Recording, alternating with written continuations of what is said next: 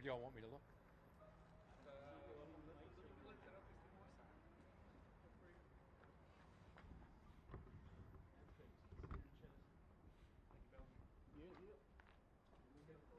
This is patented, by the way.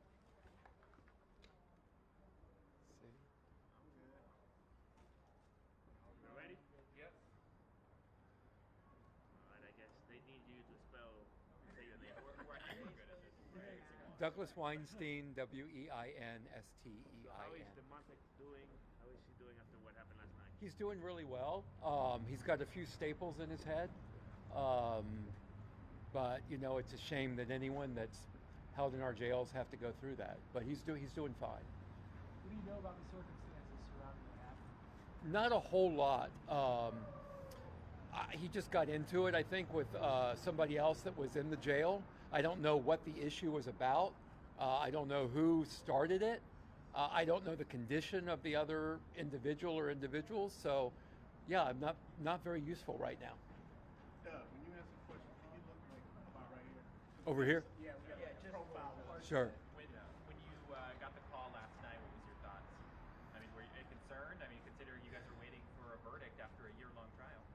You know, it's very frustrating him being locked up for this long and nearing the end, and then we have an incident like this. And of course, I recalled Shannon's incident from a year ago, and the big issue is that I can't get a lot of information when that's going on. So there's a lot of uncertainty there. I don't know his health. I don't know where he's being taken to. I can't get answers from the sheriff's department. So, you know, the unknown is always concerning. And so that's kind of the situation that we're in. And I'm thinking here we are at the end of the race, and now this comes up. You said, sorry, can you be a little more descriptive? You guys like staples on his like forehead? Like, No, he has staples like around here in his head, or where his staples are at. He was cut pretty. I mean, I'm not a medical doctor, and that kind of thing makes me a little queasy, so I didn't spend a lot of time on it. But when I glanced over, he seemed to have 4 or 5 staples in his scalp right around here. He's here today in court. He's recovering. Talk a little bit about the fact that at least he's able to. Yeah, I mean, I'm thrilled that it didn't disrupt. First of all, of course, I'm very happy that he's not injured beyond that.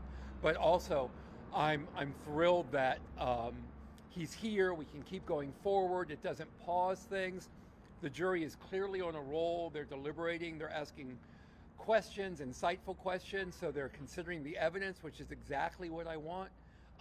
And he is more calm than I am. So he's taking this very well, and he's not nearly as anxious as I am right now. Finding it. I was just gonna say, how much has all of this just been weighing on you over the long weekend, not being in court after having the jury deliberate? I have tried to distract myself as much as I can, and that's a challenge because I can't take it completely out of my mind. This has been going on for 2.5 years. We've been in trial for 2 years.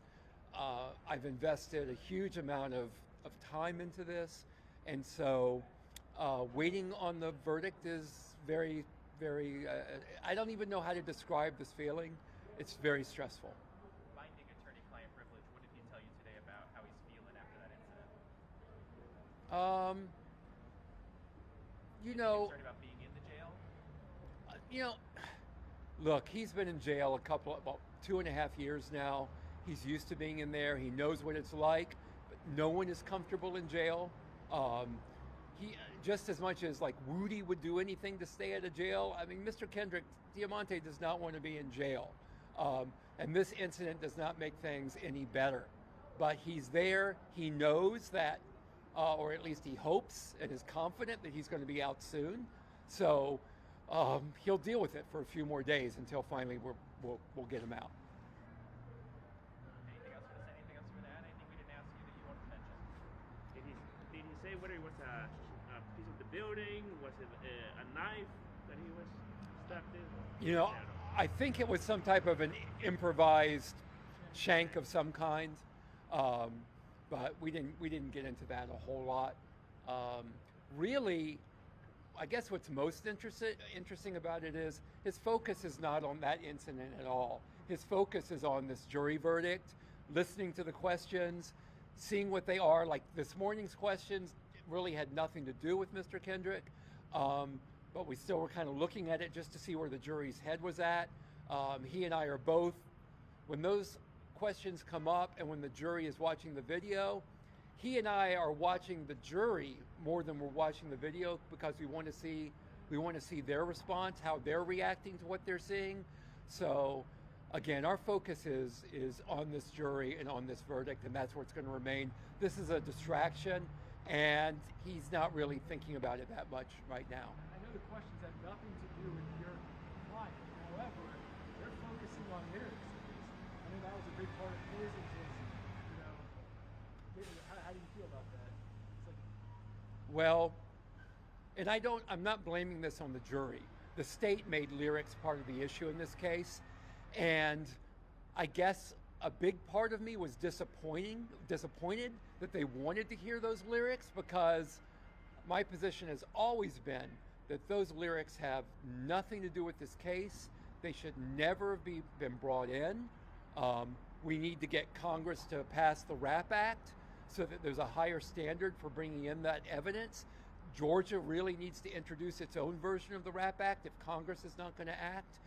And so I guess the jury wanting to hear the lyrics, I'm like, I don't even think it should have been put in front of them. But it having been put in front of them, I can understand them wanting to listen to it.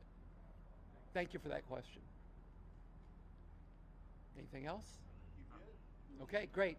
Thank you. Oh, and thank you all for your patience. I'm sorry about that. Well, I'm diabetic. If I don't get things set, I need to watch that. Okay. Thank you all. You're gonna do the turkey trot with steel and. That turkey trot was half a marathon, so I'm not doing half. I'm not doing a half a marathon spontaneous.